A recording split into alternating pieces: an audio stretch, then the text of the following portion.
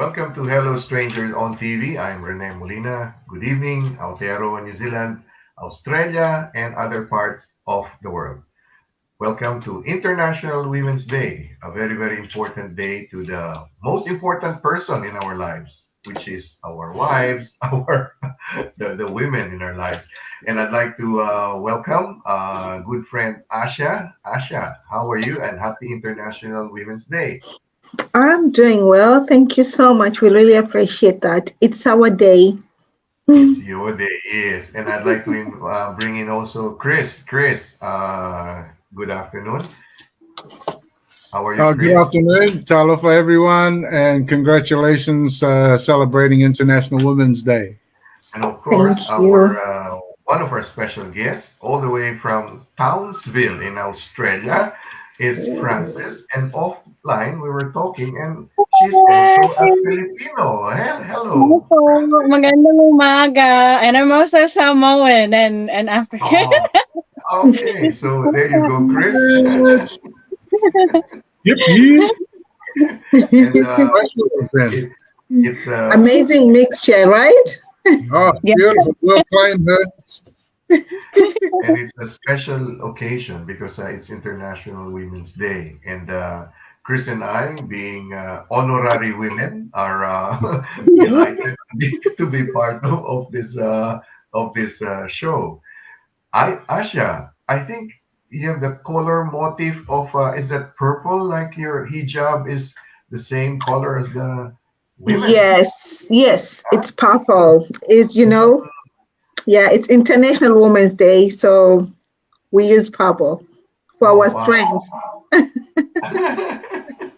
And how did you spend the day, Asha, so far? Sorry? How did you spend this day so far? Still Uh, working. Still working, busy with family. Hmm. Yes. How about Francis? Francis, thank you for joining us for our special edition on International Women's Day.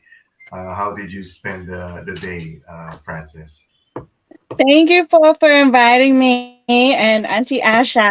Well, I'm also a university student. So right now Oh, I'm okay. studying a master's of public health. And so it's just week 3. So that's pretty much how I spent my day, just studying. And yeah, that's all. Yeah, okay. I'm just curious, Asha and Francis, how did the two of you get to meet each other? Actually, it's a very good story. Hmm. We met online, and Online. We're last year celebrating is last International year Women's Day. So, when it was pandemic, right? The first lockdown, we met, and then I think before lockdown, yes, I think before, I think so. yeah, Yeah. yeah, before Yeah. lockdown, and she was so much impressed with my clothing, and Hmm. she ordered some clothes. Then we end up in lockdown, Hmm. and then I couldn't send, and then some other things happened. So me and her, we became more very, very close until we get to know each other. We get help from different angles and everything, and we're still together. I'm so happy for Wow. her. Yes, that's how I get to know her. She's such a very brave and amazing lady. She's doing a lot. Wow. Wow. Very good. Very good. Friendship is growing stronger. Welcome, Yes. Miss. We'd like to welcome Misty after picking up Sophia from where was Yes, that? Volleyball. volleyball practice. Yeah. Happy International Women's Day, Misty. Thank And I'd you. like you to meet one of our guests is Frances. She's over Hi. in Francis. Townsville in Australia. And we were just talking about how each of you ladies spent the day for, yeah, like International Women's Day today. Yeah. Anything special? Or We had a just the same thing, cooking and cleaning, being super mom and super woman, and the same things that all the girls are doing on screen at the uh, moment. Chris and I went out for a really lovely breakfast this morning too. Yeah. oh, very good, very good, Oh, very good. hi. There's a With thing called crab Benedict. crab Barbara Benedict. Oh, wow. So Oh, it would we have another guest. We'd like to welcome Asha. Can you introduce our guest? You're muted, Asha. Yeah, there you go. Hello, we would like to welcome our one and strongest lady, the one who is running the Halal Tours New Zealand. Her name is Puranti, and yeah, you're most welcome. We are happy to have you here. welcome. Welcome. Is it Peranti? Peranti? We can't hear you, Peranti. Your microphone is muted. Peranti? Yeah, we can't hear you. Yes. Yeah. Is it? Yeah, probably you just have to unmute yourself. Peranti. Hi. Can you hear us now? Yep. Okay. Yep. I think I can hear a little bit of background noise. Yeah. Can you hear us now, Peranti? Oh, okay. Maybe She just can the hear volume. us. Yeah. Adjust your volume so that we can hear you speak, because it's very important. Halal. What's this? Halal tourism, is it? You're saying Halal, yes. Hello, hello. oh, hello. There Hi. you Yeah. go. There you go. Hey, Yeah. welcome. Okay. Oh, okay. Good. Hi, Peranti. Hi. Yeah. Welcome to our little show. We would like to greet you. Happy International Women's Day. It's your day today. So, Thank you. how did you spend your day so far, Peranti? People call me Wanti. Usually. Wanti. Yeah, Wanti. Okay. It's not one coffee. Yeah. Wanti. I like that. Okay. Yes. So what's this? Your organization is the Halal Tourism New Zealand. Is that what? Well, I'm running a business called Halal Tour NZ Limited. But as most people know now, after border close, so the company is in hibernation.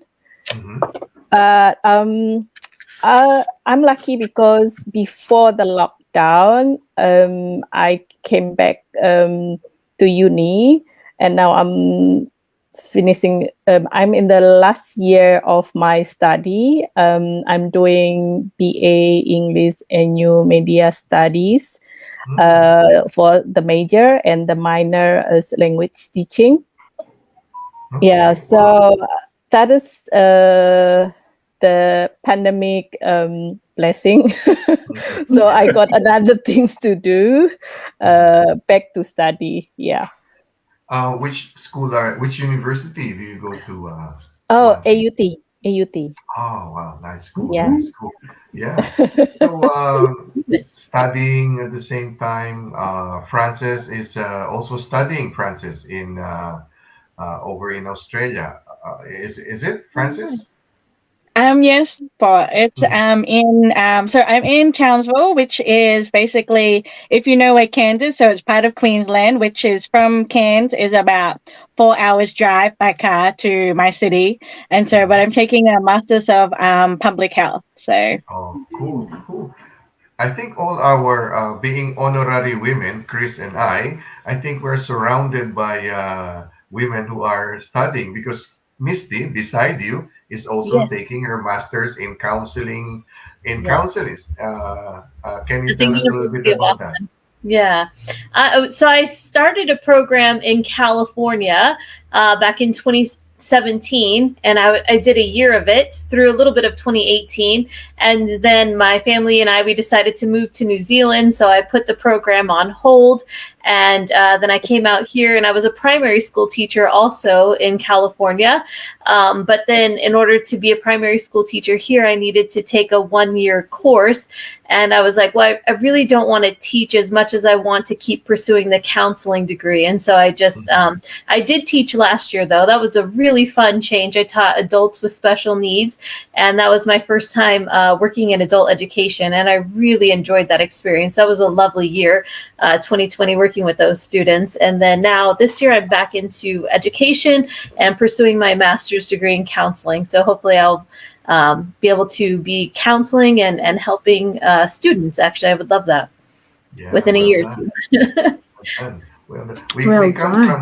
We come from all over the world. Chris, Samoa, California. Wanti, where were you you're originally from? Indonesia. Yes, I said Indonesia. Oh, how did you know? It's how you speak, and also when you said Wanti and the name. Yeah. Oh, I okay. come from the Philippines. My island is the one nearest Indonesia. I come from Mindanao. Yeah. So, yeah. And You then, speak Tagalog? Tagalog, and more of my language really is Chabacano. It's okay. a mixture of Spanish, so I understand a bit of a lot of habla español muy bien. Okay. Oh, that's And then- great. And Francis is from That's the great. So you was born trilinguals or something? Yes, Yeah. born with the Chabacano language, and then acquired the others also because of our educational system is based on American English, not the Okay. Yeah, and then like most Indonesian got bilingual as well, like one indigenous language and speak as a national language with Indonesian. So yeah, they mostly got national language and indigenous language. Do Indonesians still speak what's this? Because you're colonized Bahasa Indonesia. by Dutch. Yeah, Bahasa yes. Indonesia. Yeah, Bahasa But, Indonesia. Dutch, do they? There's because No. Indonesia. Oh, no more. Okay. No. Colonized. I think Dutch failed in Indonesia, so no one speak Dutch. Okay. Yeah, and even when the colonialization event, it's in that moment, not many people speak Dutch. They spoke Dutch. I think mostly people who spoke Dutch when they came to Dutch school only, but not in a regular school. Yeah. Okay. And then Asha comes all the way from Zanzibar across several oceans. Hey, Asha. Yes. Asha, how did you come to know Wanti? Because you spoke about Francis, but how did the two of you meet? Actually, it's an International Women's Day. You see, we are international, but the way I met Wanti is more interested. Like back to 4 years ago, 2017, when I was working as a driving coordinator for refugees. So Wanti, I was looking for the mentor, the people who can teach the former refugees how to drive. Then Wanti was one of the people who really wanted to help. So she chose to help, and we talked through phone. The moment we talk through phone, it's like it's clicking for two of us, like, oh, we are like heart speaking, like magic. Yes, like magic. Then she came to the office. I was working with Aotearoa Resettler Community Coalition, which it was calling Auckland Resettler Community Coalition before. When she came, the first day we met, as I said, like magic. So we connect. She started working together with me. And things goes up and down, and she was my mentor too. Instead of teaching people how to drive, she was also teaching me how to calm myself. Oh, very nice. Yes, and then how it works. We took time. Then there was a day we had a meeting. We had a coffee chat. When we had a coffee chat, she asked me some questions if I know how to make some website, some sort of things, and I said yes. And that time she was running the halal tour and said company. So we joined together. I started working with her. And when I was working with her, then she asked me a question. Do I need to have my own company? You see, opportunities comes from different angle. And and it's just like that we connect and I say yes. She was the first person to pay for this, what everyone sees what I'm doing. Great. So one thing for me, instead of becoming actually like just someone who I met from the phone, but she became one of my family member. Oh, very nice. Beautiful. Thank you, Asha. I think that's too much. Yes, because we contribute to the community, but so not everyone knows how important that thing is, until when people tells you. So since that time, the time I met, because what I remember is when I first met her, there were some people they didn't even believe in her, and they were like, oh, this kind of propagandas, and I said no, just for me to see her in my heart, it's already clicked. We all have that kind of humanity to know like these people are good and these people are like this. Yeah, imagine since 2017 until now, she's the one having my shoulder, like actually having her shoulder to cry on. So yes. Well, actually, yeah, we got like doing website together, designing and maintaining website together, and she didn't know how to register the company, so I gave her a bit mentoring, but It's huge. Like for now free, for free. it's huge. It's 3 years now. I'm going through website and I'm going through my, like this fashion and design. It's something like not everyone will tell you like you can do this, you have the potential to do that, so that one is choose to challenge. So she chose for me to challenge into gender bias, and I'm happy for her that she gave me that opportunity. And not only that, even the one who missed that she couldn't join, Sylvia. Also, those were the I thought mentors. I'm too mean, like I was mean to you, right? No, you wasn't. No. You challenged him. To get a strong leader, they must push you, to the highest level. Am I wrong? Yeah. Yes, exactly. Because once you say, oh, okay, you can do, but if you get a strong person, because actually her reactions, if I also wasn't like actually strong, like being. And I'm a mean person, right? No, you are very strong. That's why I wanted you to join today for this opportunity for International Women's Day. Like, that people has to know you have a potential to do something which is meaningful, because she is running halal tours in New Zealand, which based in a Muslim and a non-Muslim way, but Mhm. in such a very good way, you know. Mhm. So, example like now the pandemic, because she can't bring people from overseas, but we just want to try to know how does she choose to challenge herself now, because we are just in New Zealand. Will she continue to just introduce her halal business in New Zealand so that people will know about that, where to go? Because not so many people knows where to go still. Even there's a New Zealand guide. Mhm.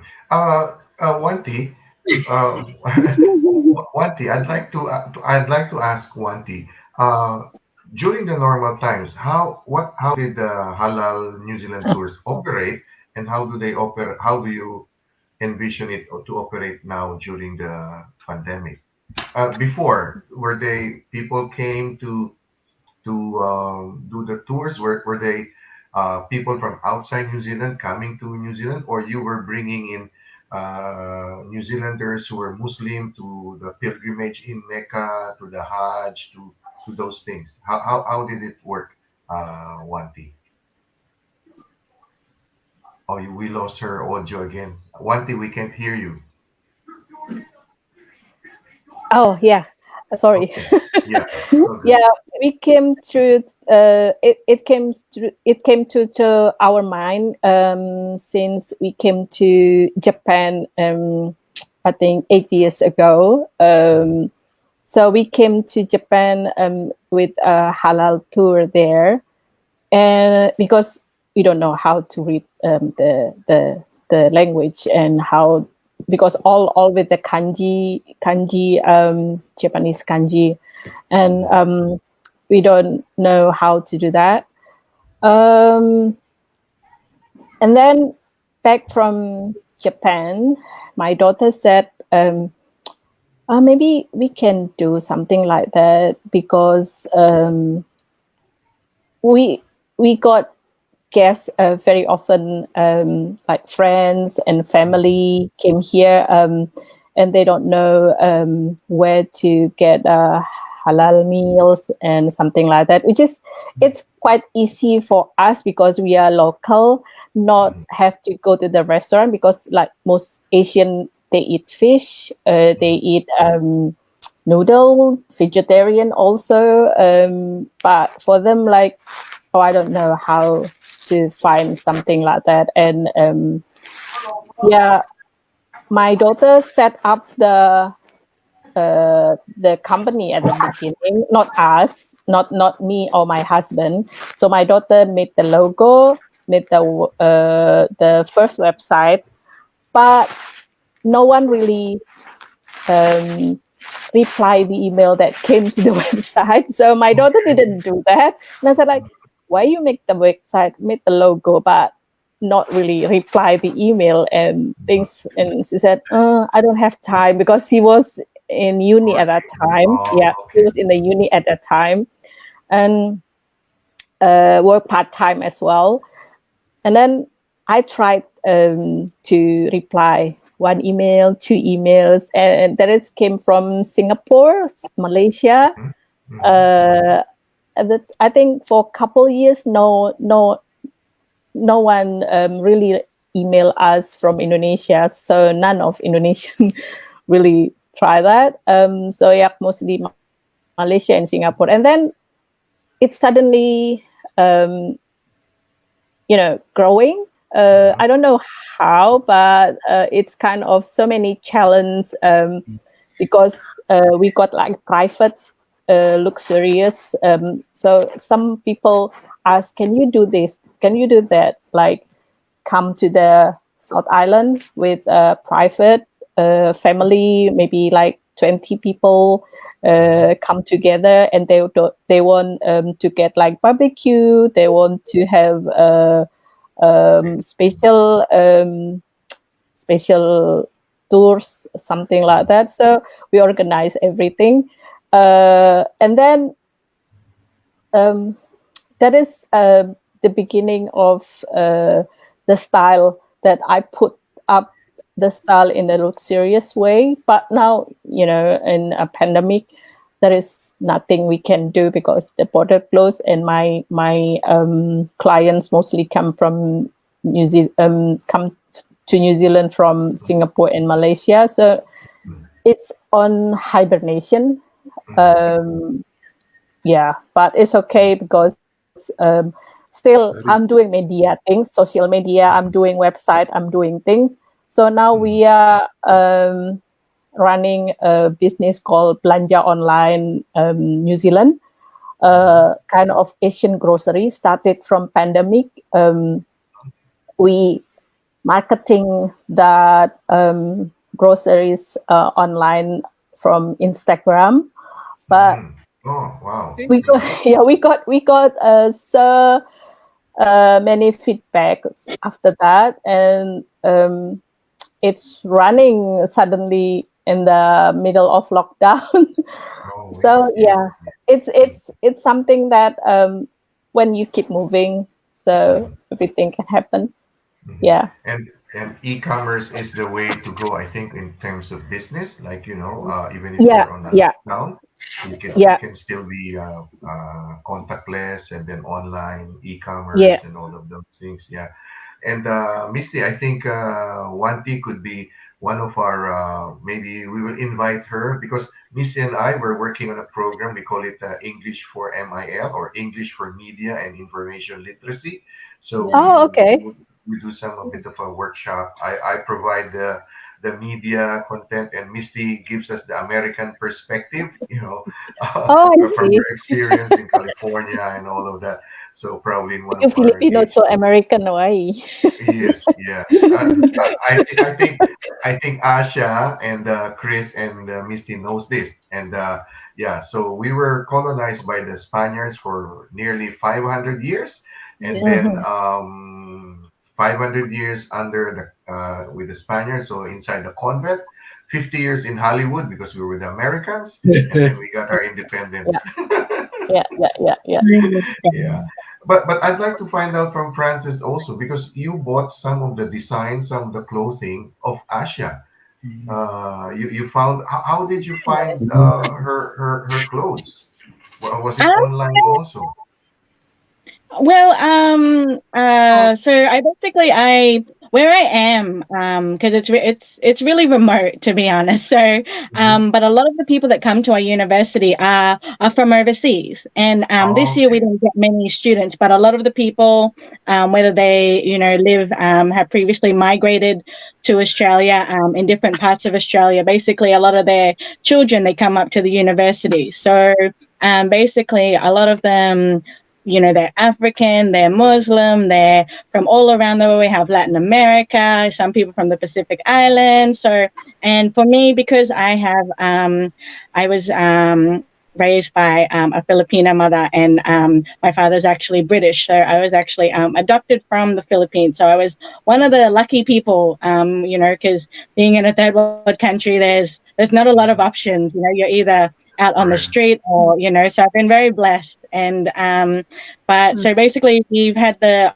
opportunity to travel. So I lived in Malaysia for 5 years, lived in Mexico, lived in China, the list goes on, and I love to travel. And so last year supposed to go back to Tanzania. I got offered a job, but because of the pandemic, everything's obviously been shut down. So a lot of the friends that I have are just from around the world. And so I'd always been fascinated by like different cultures, different languages, and I just love different attire. Like I have like a whole collection from like Fiji, Japan. A lot of my friends bring me things from India, so I have a lot of costumes that are national costumes from around the world. And so when I was scrolling during lockdown, I became an online shopper.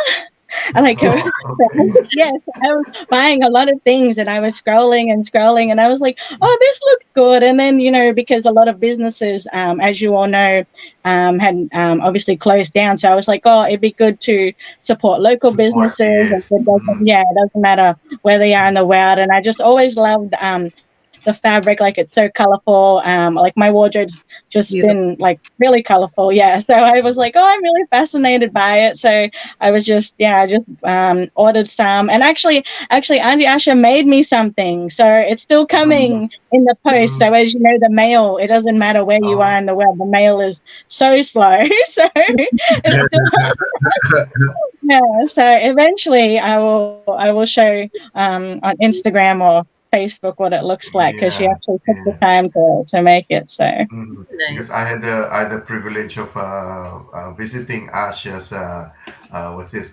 fashion design house, which is the garage, and it's filled with so many things, colorful garments and artifacts and so many things, and yeah, and just as a side, the I think I met Asha maybe 3 years ago. So it was an African festival, and so Asha had her small stall underneath a big tree, and then she was far from the others. So I said, "Oh, why is this girl?" So I went there, talked to her, and then yeah, we just clicked, and then from then on, like there's events I bring in Asha or yeah, and what I'm trying to say is the world really is interconnected. We come from different uh, places, our political views different, maybe our spiritual and so many other things.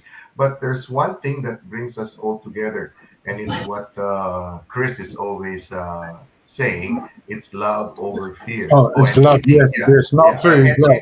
and eating also, yes. The love of food. Oh, Food is cultural, King. you should taste Asha's cooking, because I have tasted that so many times already. Like, Yeah. it's so delicious. So yeah, I'm still waiting for the chance to grab some of that food I was promised. I went to the fashion show and I was very impressed. I still want to get some of the patterns on my shirts because, as Samoans, we like that colorful stuff as well. But I reckon I'll rock some of those African patterns as well. yeah, because Chris went to the fashion show where Asha's design was being, in the fashion part of the collection fashion show, and it was very, very, very, very Fabulous. colorful. Yeah. And the music as well, very African based, so you couldn't sit still in the chair. Well, I couldn't either. So next one.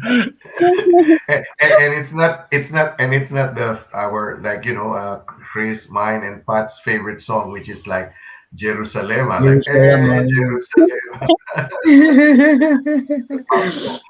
But guys, International Women's Day, half of the world is I think more than one half is populated by women, and it's a partnership. Whether yeah, I believe that it's a partnership. It's not just women will be ruling it or men will be ruling it. It should be a partnership, and we've seen a lot of challenges. I just earlier I had an International Women's Day Zoom session with one of the Filipinas in America, and she was telling me about racial discrimination and all of those things. And I guess aside from women being discriminated as women, also being discriminated because of our race. So it's a bit like so challenging for women. She was telling me that she's based in Seattle, so that was where a couple of weeks ago there was this Japanese teacher who was nearly bludgeoned to death. A guy with a socks put in some rocks and started hitting her. And so she was telling me that in that part of the world, most of the Asians, they wear sunglasses so that their eyes, because it's normally the eyes that will, trigger that. Oh, this is foreign. Because we all have face masks, right? We have face masks, so they put on eyeglasses. But that shouldn't be the case. That shouldn't be. Women shouldn't be, harassed and be, subjected to. So I guess in each of us, you have your own experiences and challenges, but you were able to overcome them. So I think I'd like to find out, and maybe through Yeah. that our listeners can find out how were you able to Mm. this. Okay. On the way home, driving my 15-year-old daughter home from volleyball practice, she said to me, "I'm so glad we're here in New Zealand because it's so safe. And when I talk to my friends in America, they don't get to do as many things as I do." We were in Los Angeles, and she takes the bus into the city and goes shopping or has a coffee with friends, or she just said there's so much freedom here. Like, children feel very independent, and they can travel and do things or work little jobs, and they don't feel there's not this sense of fear when you go out. Even for a girl, like a group of girls, when they go together, they don't feel fearful. She said, I'm streetwise and I'm smart, but I don't feel this nervous fear that I used to feel in Los Angeles all the time. So yeah.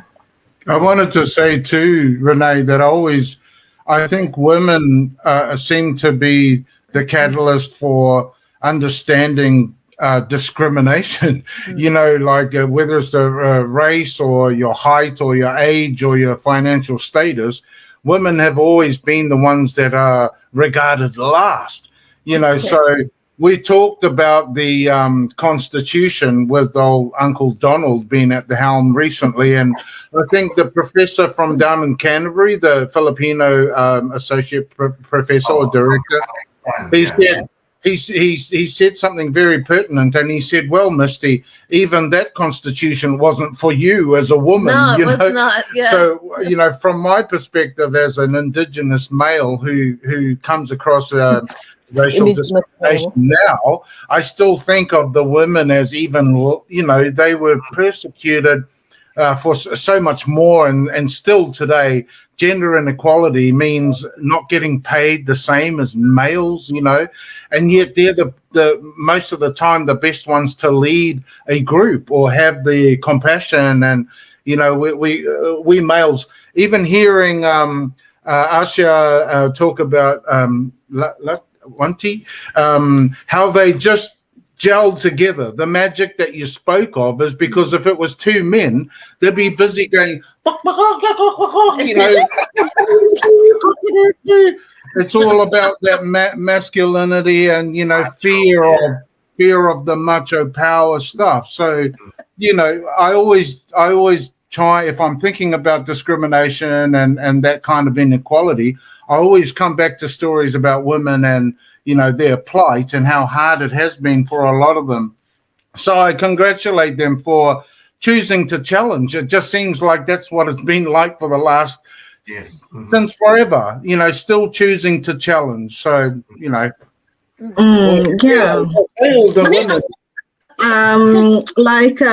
what also make me to be impressed to Frances, what she's doing is she was also helping some people who in need, and they were cooking food and give people. So you see, so there were some people who were need food, and she was in charge of that. I think that time he was a leader, right? Yes. Well, so what happened was because I'm friends with so many people, like everybody on campus here, they know me. So, but what happened was last year, some of the friends who used to go to my university here in Townsville, and so they were in other states during lockdown. So they said to me, financially. And a lot of them were international students. So a lot of them, they were like, we need food. One lady, a friend of mine, she had a baby, and she was doing her PhD, but she had her baby and a husband. And she said, we're only feeding the baby, but we're not really eating much. We're only eating bread. We can't get any money because, as you know, with international students, a lot of them, they do apply for scholarships, but because of the pandemic, it's, I guess, it just took a financial toll on literally everybody, whether you were domestic or international, but especially for international students, because some of their parents had been paying for their education. So a lot of the places around the world had to go into lockdown. So, the families couldn't step outside to go to the bank and send money. A lot of places don't even have, they do now, but a lot of them were using World Remit, or where you can't really do bank transfer because some of it, everything was still adjusting to everything online. But here at the uni, where I am, so the university students, they said we need food, like it's not enough. Like they did set something up at the uni, but I think it wasn't until a bit later. So we had spoken, I think, as students just amongst ourselves, what we were going to do, like, at the time, whether people were deciding, should we wait a bit later? But it was sort of like, no, we need to do something now because, what are we going to do? You guys can't keep going on like this. So basically what happened was we reached out to a lot of people, not just at the university, but within the outside community, to basically, we cooked food. So we did this for almost about 11 weeks. So we cooked free food all the way. And then basically we got the way to, and because everything was shut down, so we couldn't do events online. So what happened was, the way to include everybody, I suggested, how about you guys come up with, we'll do like cultural meals from like where you're from.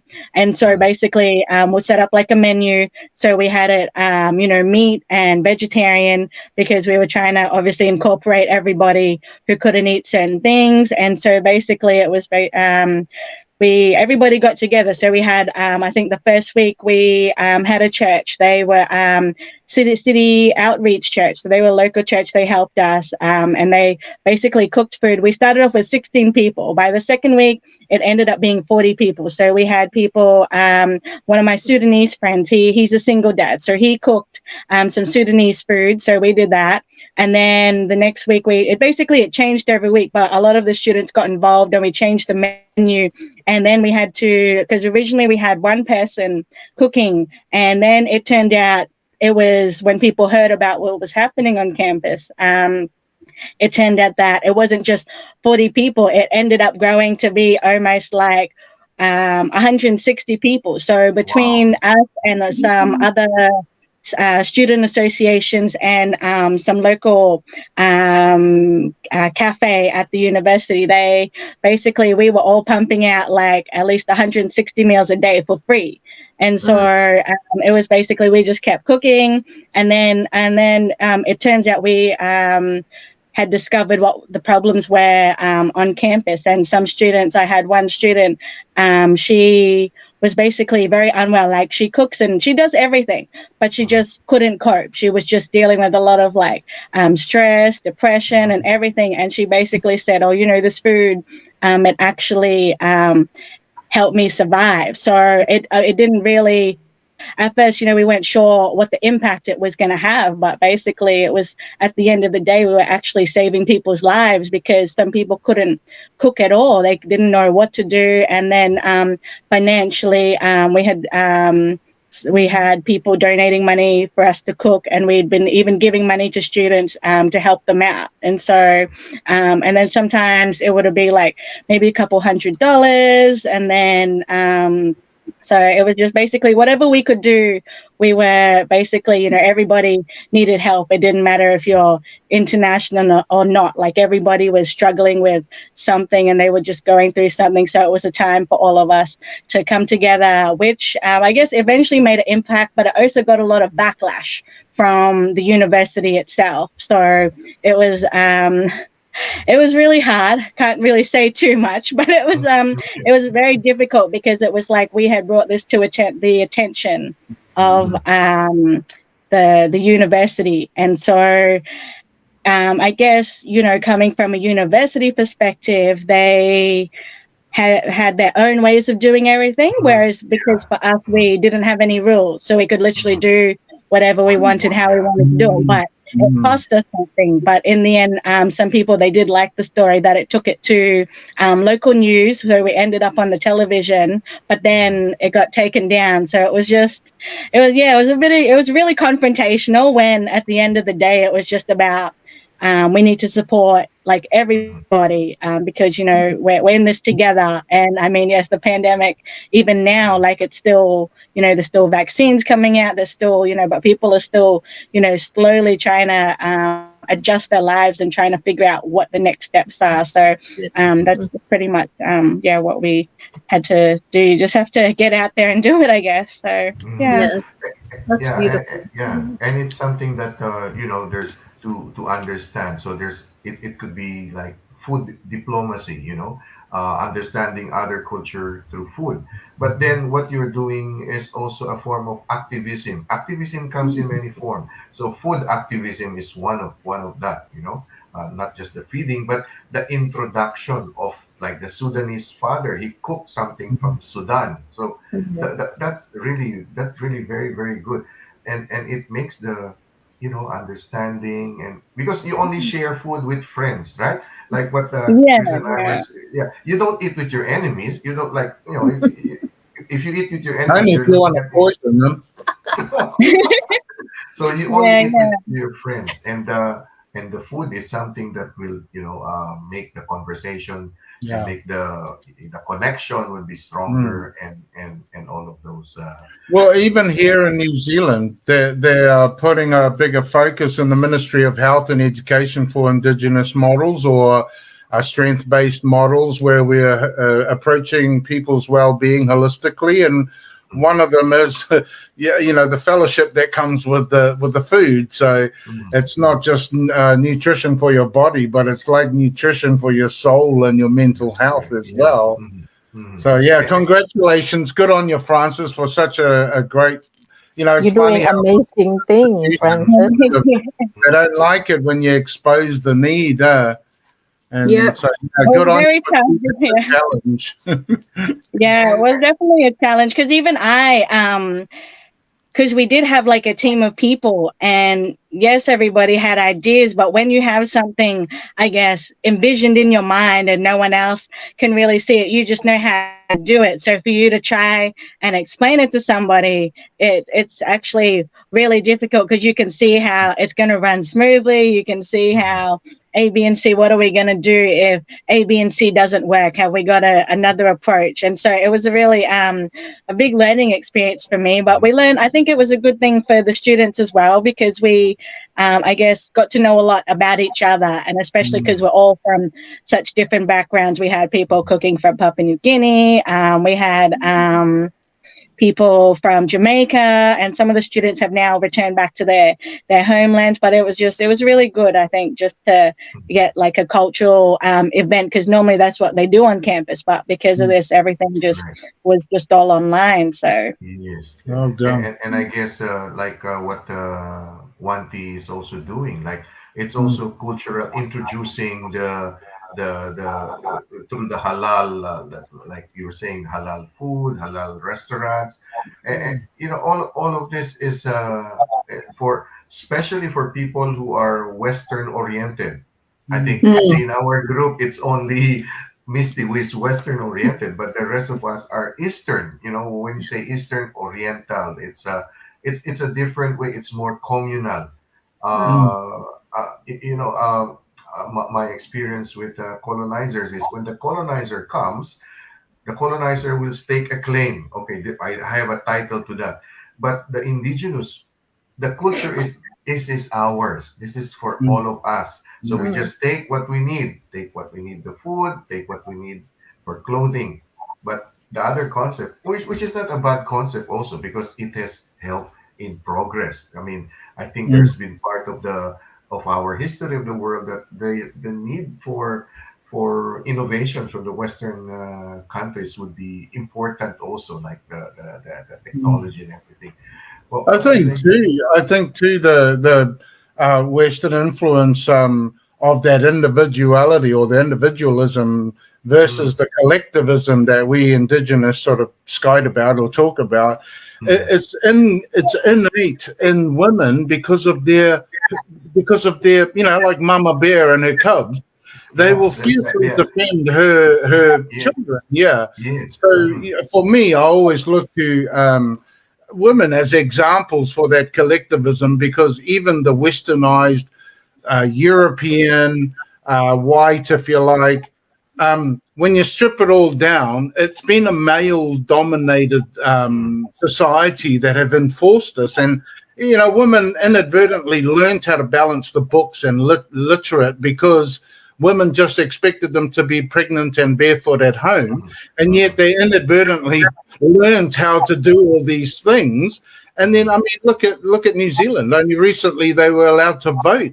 It's sacrilege, eh? So, when we include our sisters from the westernized countries, it's like when you strip it all back, they're mums, and they will eat after their children, and that's what kind of counts them in as well, I believe, as collectivism. Yeah, and the nurturing, the nurturing aspect of women. That's why we call Mother Earth. We don't just call it Earth. There's always Mother Earth. That's right. It's nurturing. It's love. It's love and all of that. Well, Yeah. I'd like to get your as we close this program. I'd like to get each one's your insights on International Women's Day, whether it could be personal, whether it could be like something that you're so passionate about. Anyone would like to start with what's International Women's Day for you? Because for me, okay, I'll start. For me, Women's Day should always be every day. I mean, Aw, it's goodness. because I've seen my mom, I've seen my grandparents, my grandmother, my wife, my friends. I think it's a big challenge. That's why I always call myself I'm an honorary woman because I feel I feel like, oh, there's a lot of challenges. Maybe in my past life I was one, like I feel how the importance and everything, like, of course, Yeah. fathers are also important. So yeah, anyone would like to, what is I'll go International? second because Yeah. I'm the other honorary woman. Okay. Recently, I've seen a meme, and it says, "Behind every great man, there's some woman rolling her eyes," and I love it because it's actually true. Um, uh, Recently, there was a politician, a European woman, that was very offended because she was asked to go to the back of the pew in a marae, and she failed to understand that that wasn't a chauvinistic culture. It meant it protected the women and children from the spears that could have come from this dialogue. And if you look at most of those maraes, there's usually a very intelligent, old, seasoned woman that's telling the guy that's talking what to say. So Yeah. just to finish my little bit, I've been talking about all the time. I see my mum, I see my sisters, my daughter, and I just see them as choosing to challenge. The very existence of choosing to challenge in this very male-dominated world. And I fight for the sisters. I fight for the sisterhood, Mhm. not just because my partner's here next to me. So it's your partner's turn. Misty. Um, Goodness, the choose to challenge theme is really wonderful. I think that for so many women all across the world, it has been a struggle to come into leadership, into their own. Many women have been quietly leading in the background for so long, and just to celebrate women and all their accomplishments on a day, the International Woman Day, I think it's beautiful to recognize how many strong, wonderful leaders there are in communities, and just to hear everyone's story of the things that they're doing, the businesses that they have, the compassion programs that they've started on campuses, and just the different ways that that we lead in our community. What an honor to know you and to be invited into the conversation. Thank you. Okay, thanks, Misty. Yeah. Who's next? Would like to go Nancy. next? I think the other things that I have to say in the other way around, because like every single amazing woman in this planet, if they are really can do this amazing thing, so many men behind them that support them as well, because well, we knew about the things. What I say, what I can say, so many things happen in the cultural way, but not in the right way, about men and women, about the equality and things like that. But I saw in terms of many amazing women, still there are many men support them as well, but so many women,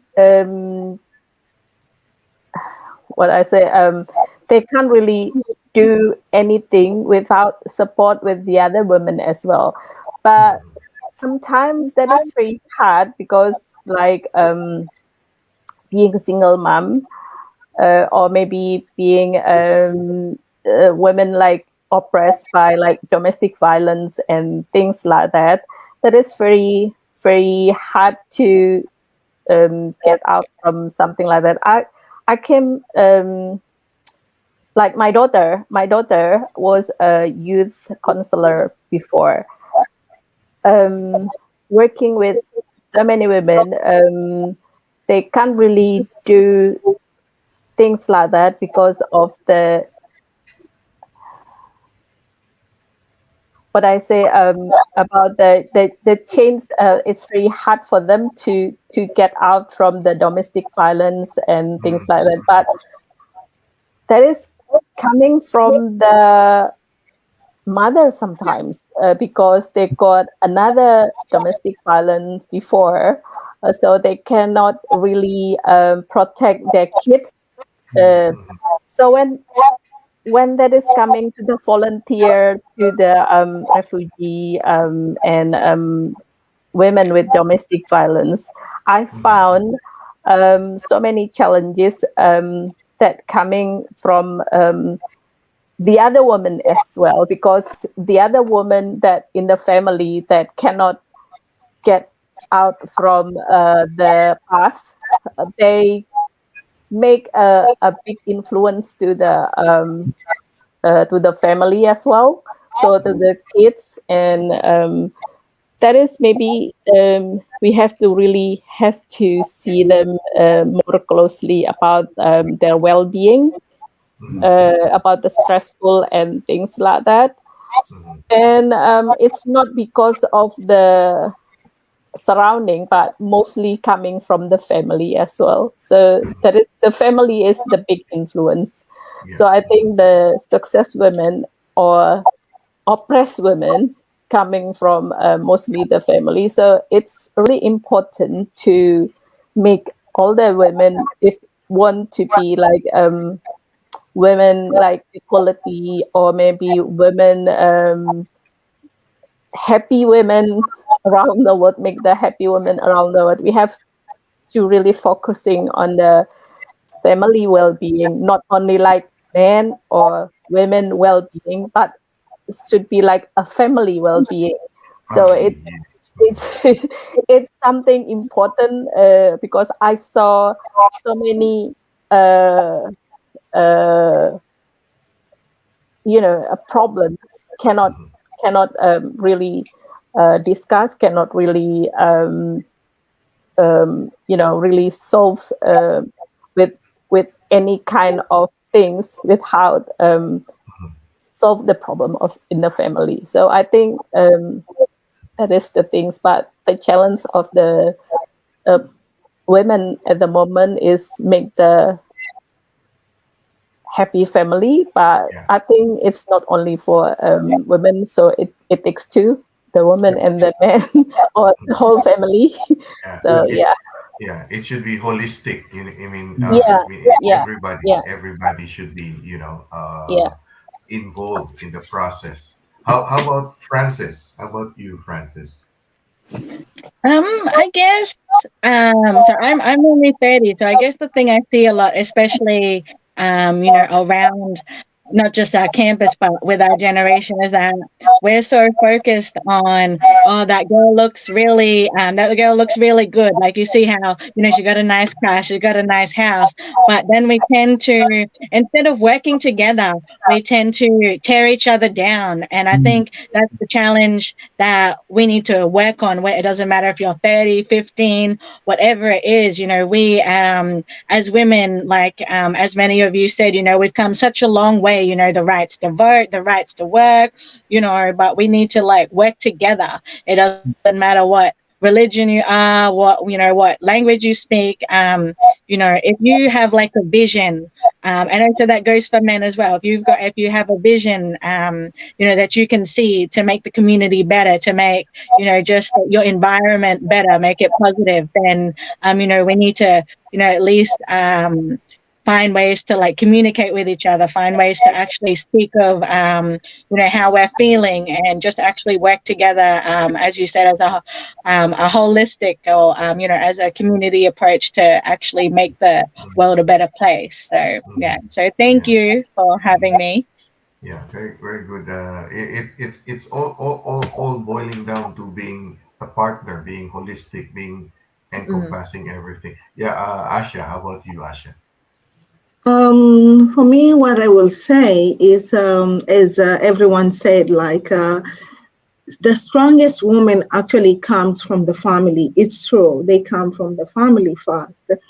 And also from the community, because I think we get used to learn from the previous success women stories, but we can't see now. There are so many, like, hidden treasures. There's so many people, like, women who have been through, fight their battles, and they are doing a lot to the community. But still, we are looking for the people who are not with us anymore, or maybe who at the moment now they are millionaires, they're billionaires. So when we see them, we take their stories and we see ourselves, we are really down. Well, not, and we really need to look for the other side. We really need to look for, the women who are doing a lot nowadays. They are not cherishable. People, they don't see them. They just feel like, just for showing off. Or maybe they just want to, people to know them, they're this and that, But no, these are the women who empowered us, who showed us the way that we can do. And also the other side I can say, as we said, is coming from the family. And men's are the most important people who has to know, like, example, my wife, my daughter, my sister, my mom has the right of this and this and that. But you will see there's a lot of women who have the potential to do something, but still they are inside the house. They fight with depression. They can't do anything. And it's really hard, for example, like a person like me to go and talk to them, because even if I will go and talk to them, it will go back to the family, and the husband will tell me I have no right to do anything. Yeah. So even if they want to fight for the challenge, but they can't, because the husbands, the brothers, the fathers, they are controlling them. Like, no, you can't do this. You can't do that. So what we have to do as a woman, as a family, as a country, or as the world, we really need to change to give also our sisters and our children the power to believe themselves. We really need to give them confidence so that they will know that what they are doing, we do mistakes sometimes, but if you always, we women, we have one issue. If I do something right and then you start telling me, like, no, you don't have to do this.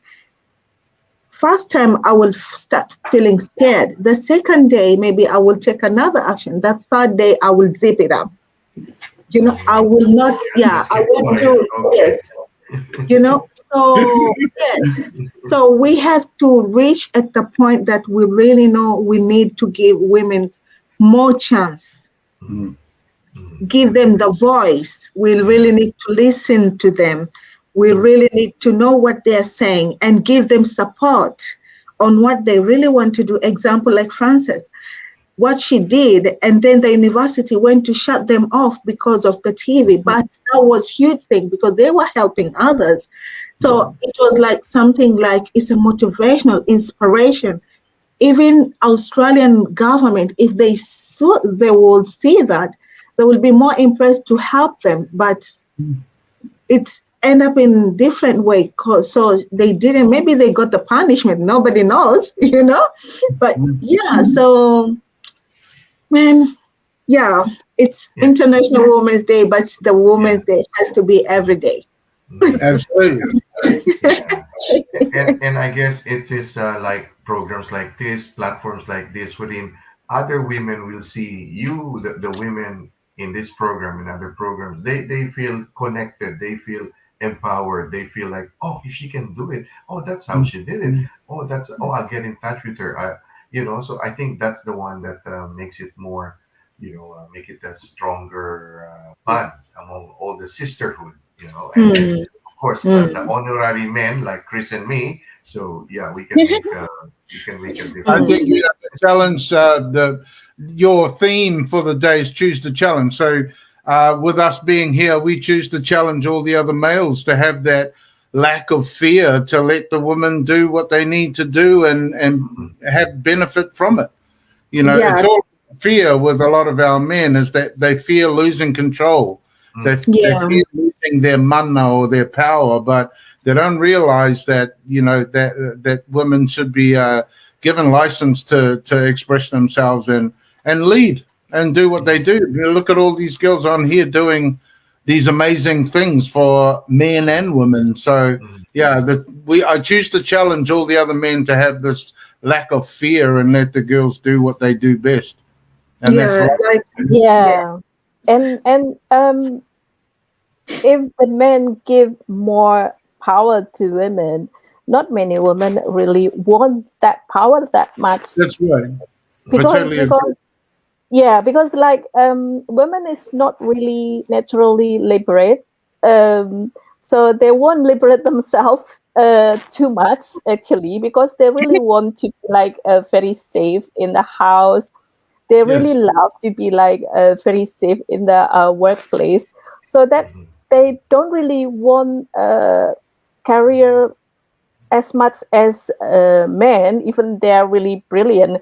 Maybe one of 1,000 women really want that career, but most women really love to be like in a safe environment, like even in the workplace or in at home. So when the men give more power, for women they feel more safe. They don't want really too much. They don't really want because when men love women, so they feel that is enough.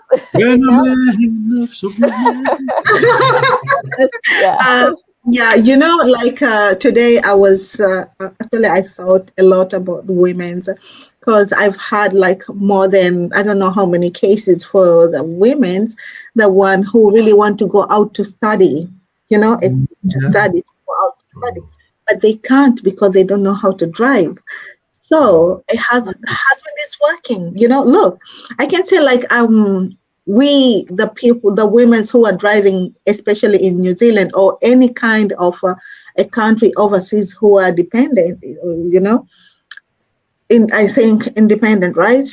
They are so lucky, because you can drop your kids to school, you can go to do groceries while your husband is at work. But imagine for these women, they have to work. Even though back to our countries, we are doing the same, but in New Zealand, it's something different, So they had to walk along, they have to go and drop to the kids to school. Coming back, they are feeling like they really need opportunity to go to study, but they can't because they don't know how to drive.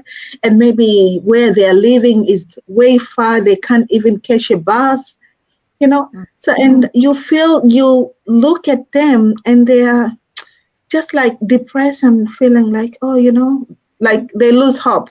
Like, my day to go out is only either Saturday evening or Sunday. And if my husband will say yes, if my husband will say like he's tired, that means we can't go anywhere, And you just feel like, I wish if I could have a way maybe to raise the voice. We know there's a lot of the programs for the driving, but still those programs for driving, they have kind of criteria. It's not like you can't just go and join, but there are lots and lots and lots women in New Zealand struggling into that part. They can't do anything. Well, if their husband are not with them, and the only days they have is Saturday evening and Sunday morning. So let's say example, like only 12 hours for them, to look outside. But most of the time they're inside the house. They can't study, they can't go to work, they can't join with the community, they can't do anything, Yeah. So And it would be very frustrating, not only frustrating on the part of the wife and the women, and it's also not healthy. It's not healthy for the person. Like, you have aspirations, you have dreams, and it's being trampled upon. But I guess the best thing is to keep the conversation on, to always be in the forefront, like Wendy, Frances, Misty, and Asha, and all the other women who are doing little things or big things within their circle, to always be in front of people, so that people will, oh, I can do that. Oh, I'll be inspired by what you ladies are doing. Wanty and Francis talked about that. Let's work together. Let's not pull each other down. Let's lift each other up. And I think you could form, a few strong groups that can come together. Maybe, like what Wanty was saying, sometimes it's the family environment that stops the progress for some of our women. So I guess if there's more trust with groups of communities of like-minded women going at that certain time space where you can go and it doesn't disrupt the family, way of doing things, that might be a way of doing it, is to all go together in a bus or go to drivers, lessons together, help each other out, the ones that are more confident with driving. Yeah, so and we men can back that up by changing the mindset of a lot of our males that are limiting the women from doing what they need to do. Yeah. And so I'd like to thank everyone for spending some time on International Women's Day. Thank you very much, Wanty, and thank you very much, Frances. Thank you very much, Misty and Chris and Asha. And I'm sure this will not be the first and the last time that we'll have this kind of conversation and this kind of networking and empowering each other. Because as each one was talking, I was looking at my personal life with my mom, with my grandparents, with my daughter, with my wife, with the women that are revolving around my life, and I see each one has a strength contributed to who we are, who I am right now, and if we see these things, especially now, if you only see one side, so it becomes lopsided. But so if we see the holistic side of everything. So thank you very much, ladies and Thank you for gentlemen. having us. Before we finished, I got a message. Oliva, she apologized. Okay, yeah, it's all right. Yeah, she couldn't make it because she's still at the garden. So she's really apologized about that. She will join us next time. Yeah, and since we all collectively believe that women should be it's not just a Women's Day, but would be every day, then we can come up with programs like this, bringing in all the all like Olivia and others who can, and even come back Wanty and Frances and Missy, just to keep the conversation going. Yeah. Well, thank you very much Thank again. you. And Thank you, Thank Asha. Thank you. Thank you. yeah, I will just end the broadcast and then stay there so we can take a group photo. Okay. Thank you very much for joining us. This has been another edition of Hello Strangers. So now we are no longer strangers to you. You know us, and because you know us, you can be empowered. So thank you very much. Take care and God bless. Bye. Bye.